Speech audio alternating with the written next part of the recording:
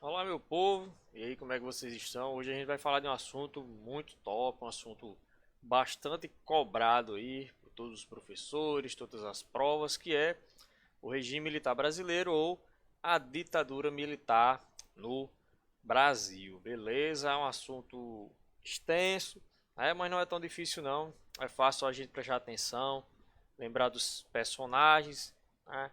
E então vamos lá, beleza? Vem comigo aí pra gente estudar a ditadura militar no Brasil. Tema muito importante. Ok? Então vamos lá, pessoal. Só pegar aqui o meu marca-texto, meu famoso marca-texto. Então vamos lá, ó.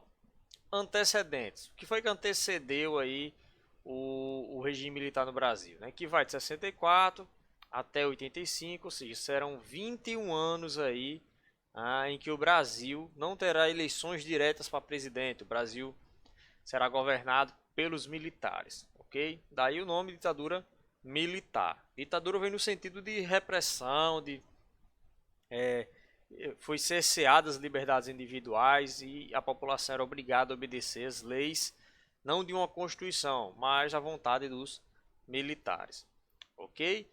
Então, de antecedente aí que a gente tem antes da ditadura militar, pessoal, a gente tem o esgotamento do populismo, ou seja, as políticas e práticas populistas não estavam mais sendo bem aceitas por alguns setores da sociedade, né? Aí você pega como principais líderes populistas Juscelino Kubitschek, o próprio Getúlio Vargas, Jânio Quadros, João Goulart, enfim, todos esses presidentes aí, eles eram populistas, ou seja, eles tentavam governar para o povão, ligar a imagem dele para o povo. Mas, devido ao alinhamento, né, principalmente de Jânio Quadros e João Goulart, com o comunismo, alguns setores da sociedade, principalmente o exército, né, que queria estar no lado dos Estados Unidos, né? Lembrando que aqui é Guerra Fria, a gente está vivendo a Guerra Fria nesse período. Então, os militares impossibilitaram que esses governos populistas de ligação comunista se prosperassem aqui no Brasil. Beleza? Então, o esgotamento do populismo, dessas políticas aí populistas. Então, vai ter manifestações de massa, greves, esgotamentos, né? E tensões sociais, ou seja, muita briga, muita confusão, setor contra setor, rico, pobre, enfim, né? Classe operária, vai ter muita greve. O Brasil vai estar vivendo um período muito conturbado, pessoal. É isso que vocês têm que ter noção. O Brasil vai estar vivendo um período muito conturbado politicamente. Em meio a toda essa Guerra Fria, né? Capitalismo, comunismo e os dois se matando para dizer quem é melhor. Os Estados Unidos tinham medo de que acontecesse no Brasil o que aconteceu lá em Cuba, né? Ou seja, que os comunistas fizessem uma revolução aqui e tomassem o Brasil. Então, o Brasil era um aliado econômico dos Estados Unidos e de repente se transforma em comunista, vai viver agora sob a influência da União Soviética. E os Estados Unidos não vai querer que isso aconteça, eles tinham medo. Daí essa aproximação dos Estados Unidos com os militares no Brasil para não deixar que aconteça é, uma revolução comunista aqui no Brasil.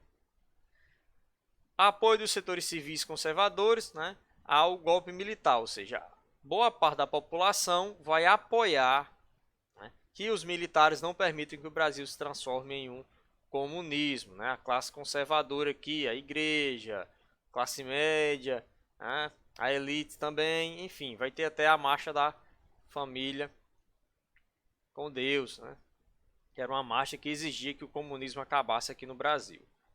Vai ser criado aí a doutrina da segurança nacional, né, que é basicamente uma guerra total contra quem? Contra o comunismo, ou seja, vai existir um compromisso dos militares brasileiros de não permitir que o Brasil se transforme em uma nação comunista. Beleza? Então esses eram os antecedentes. Então, Guerra Fria, capitalismo contra comunismo, o Brasil está ali no meio. Os militares querem que ele vá pelo lado do capitalismo, mas a esquerda quer que ele vá para o lado do comunismo. Quando a esquerda assume o poder com João Goulart, os militares vão lá e derruba, né? Para que João Goulart não bota para frente seus interesses, que era visto como interesses comunistas, ok? E aí vem o golpe, né? João Goulart ele é destituído do poder, o exército cerca, né? Lá no Rio de Janeiro, que era a capital do Brasil nesse período, cerca, não, aqui já era Brasília, perdão. Brasília vai ser em 60, a inauguração dela. Então, cerca ali o palácio e João Goulart, sem ter o que fazer, o exército todo contra ele, o que, é que ele vai fazer? Ele pega um avião, viaja para o Rio Grande do Sul, do Rio Grande do Sul ele foge lá para o Uruguai, ok?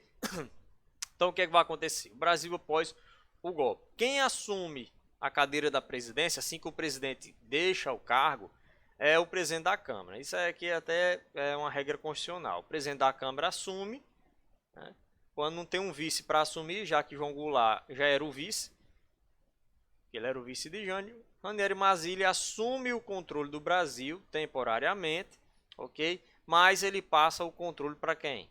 Para o Comando Supremo Revolucionário, que era quem? O Exército. É a partir de agora que o Exército vai mandar no Brasil, ok? Então vamos lá. Como é que os militares governavam? Eles vão governar obedecendo a Constituição, Bruno? Não. Preste atenção. Eles não vão respeitar as constituições. Beleza? Eles vão ter que criar uma constituição própria, leis próprias. E essas leis próprias que o exército, os militares vão usar para governar o Brasil, a gente chama elas de atos institucionais. Ok? Atos institucionais. Era através desse dispositivo aqui que o exército mandava no Brasil. Então a gente vai ter vários.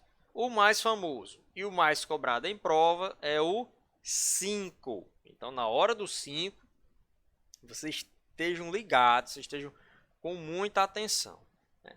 E aí vai ter o primeiro ato institucional. Eles assumem aí em 64. Então, vamos instituir regras para esse Brasil aqui. Já que a gente não vai mais obedecer à Constituição, vamos criar nossas próprias regras.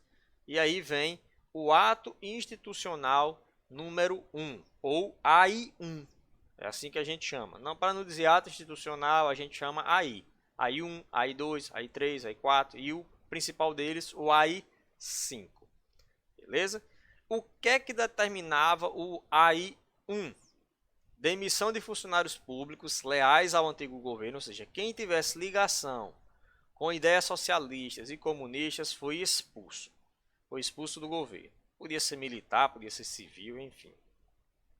Cassação de mandatos de opositores do golpe, ou seja, quem não apoiou a tomada de poder pelos militares vai ter os seus mandatos cassados. Então, eu sou um deputado federal, estou lá em Brasília, mas eu não apoiei, né? O exército está errado. Tá, beleza, traga seu cargo. Eu ficava desempregado. Eles tomavam os cargos das pessoas que se opunham à tomada do poder pelos militares. Prender opositores, né? Então aqui você já começa a ver características de uma ditadura, né? A repressão à oposição. A ditadura ela não admite uma oposição. Então, prisão de opositores, quem questionava a autoridade do exército era preso. Okay? E o AI1 também institucionou, ou seja, obrigou, determinou que para presidente as eleições serão indiretas. O que quer dizer essa palavra indireta? Indireta é porque o povo não participa. Quem escolhe o presidente agora é o Congresso. Beleza? Quando a eleição é indireta, quem escolhe é o Congresso. Quando a eleição é direta, direta é o povo. O povão que vai escolher. Ok? Ó, dentro dos militares, nós tínhamos duas linhas de pensamento aí. Não existia só uma linha única dentro dos militares, todos pensavam da mesma maneira, não. Tinha os mais moderados e tinha os militares mais radicais. Quem eram os mais moderados? Eles eram da Soborne. Os militares mais moderados, menos violentos, eram os militares da turma da Soborne. Uma referência à Universidade de Soborne, lá na França, ok? Oriundos da Escola Superior de Guerra, de 1948. Eram intelectuais, veteranos da Segunda Guerra Mundial, próximos da UDN, né? A União Democrática Nacional, alinhados ideologicamente com os Estados Unidos. Ou seja, os caras gostavam dos Estados Unidos, né? Pensamento capitalista, eram anticomunistas, partidários de um poder executivo forte, ou seja, eles gostavam de que o Brasil pertencesse, fosse governado por um poder executivo, ou seja, um presidente forte que mande de uma maneira centralizada no Brasil, e tinham soluções econômicas técnicas, ou seja, vamos fazer aqui do jeito que a gente quer não. Vamos colocar na economia pessoas que entendam de economia. Não botar um... Ah, quem é que vai ser o ministro de economia aqui? Bota um médico. Ah, bota um professor. Não, vamos botar economistas aqui na economia, ok? Na saúde, vamos botar médicos na saúde. Enfim, eles gostavam de... escolhiam as pessoas para trabalhar através de critérios técnicos. Mas isso era soborno. Os mais moderados aí dos militares, né? Os que não, vamos resolver na pancada não, vamos dialogar um pouco e tal. Depois da soborno, a gente tem quem aí? O contrário da soborno, a linha dura. Pessoal, o próprio nome já está dizendo, né? A linha dura era os militares que não tinha acordo com eles não. Tinha que ser do jeito que eles queriam. Se não fosse, era P, era tortura, era bala, era assassinato, enfim, os caras eram muito radicais. Também anticomunistas, sem ligação direta com os Estados Unidos, eles eram independentes, estavam nem para os Estados Unidos. O negócio deles é mandar no Brasil mesmo.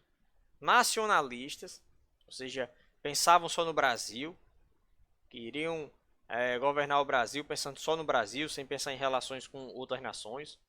Avessos a políticos. Aqui é os militares que não... Ah, o negócio aqui tem que ser resolver tudo na bala, não tem para que diplomacia não. E a qualquer tipo de democracia. Para a galera da linha dura, não tem para que democracia não. É do jeito que o exército quer e acabou. Então existiam essas duas linhas de pensamento dentro dos militares que quando eles assumiram o controle do Brasil em 64. A soborno, os mais moderados, e a linha dura, os mais radicais. Ok? Perdão, meu povo. Então existem essas duas ligações aí. Então, forte abraço, daqui a pouco a gente continua.